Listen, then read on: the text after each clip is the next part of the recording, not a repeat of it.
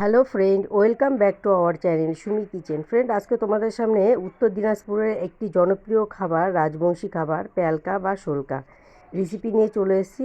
তো আমি এখানে লাফা শাকের প্যালকা বা শোলকা বানাবো। তো প্যালকা বানাতে লাগছে লাফা শাক। তো লাফা শাকগুলো বেছে নিচ্ছি। আর এই দিকে নিয়ে নিয়েছি সব শাক।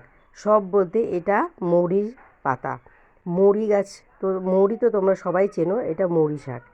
তো এখানে লাফা শাকগুলো ধুয়ে নিয়ে নিয়েছি, আর বেগুন একটা কেটে নিয়েছি পাতলা করে, আর এদিকে সব শাকটাকেও ধুয়ে নিয়েছি।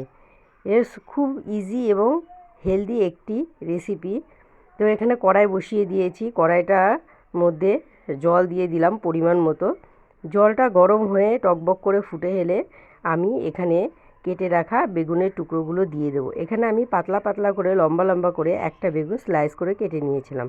ওটা গরম ফুটন্ত জলের মধ্যে দিয়ে দিলাম, আর দিয়ে দিলাম লবণ পরিমাণ মতন আর এইদিকে বেগুনটা একটু ফুটে এলেই দিয়ে দেবো উপরে কেটে রাখা লাফা শাক বা নাপা শাকগুলো। তো লাফা শাক দিয়ে আমি এটাকে 5 মিনিটের জন্য ঢেকে দেবো, যেন শাকটা ভালোভাবে মজে যায়। তো 5 মিনিট পরে আমি ফিরে আসছি, এসে ঢাকনাটা তুলে নেব। ঢাকনাটা তুলে দেখি শাকগুলো একদম সফট হয়ে বেগুনগুলোর সঙ্গে মিশে গেছে।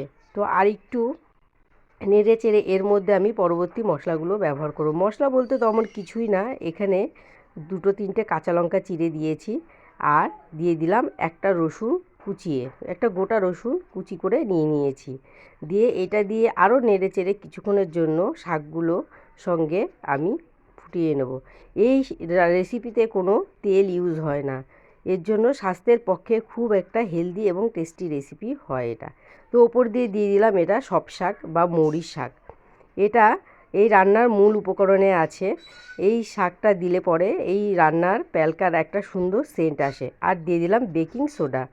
বেকিং সোডা এই কারণে দিলাম যেন শাক আর বেগুন আর সব শাকটাকে ভালো করে মিশিয়ে একদম সফট করে দেয়।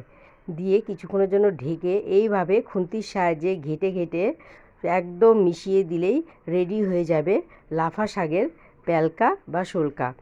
এই রেসিপিটা অত্যন্ত হেলদি একটি রেসিপি, আর আমাদের উত্তর দিনাজপুরের জনপ্রিয় একটি খাবার। এটা রাজবংশী সম্প্রদায়ের লোক কি বেশি খায়। তো আমি এই রেসিপিটা আপনাদের সঙ্গে শেয়ার করলাম। আর আমার রেসিপিটা যদি ভালো লাগে তো অবশ্যই লাইক কমেন্ট শেয়ার করবে, আর আমার চ্যানেলটাকে সাবস্ক্রাইব করে আমার পাশে থাকবে। আর আমার রেসিপি দেখার জন্য আপনাদের সবাইকে ধন্যবাদ।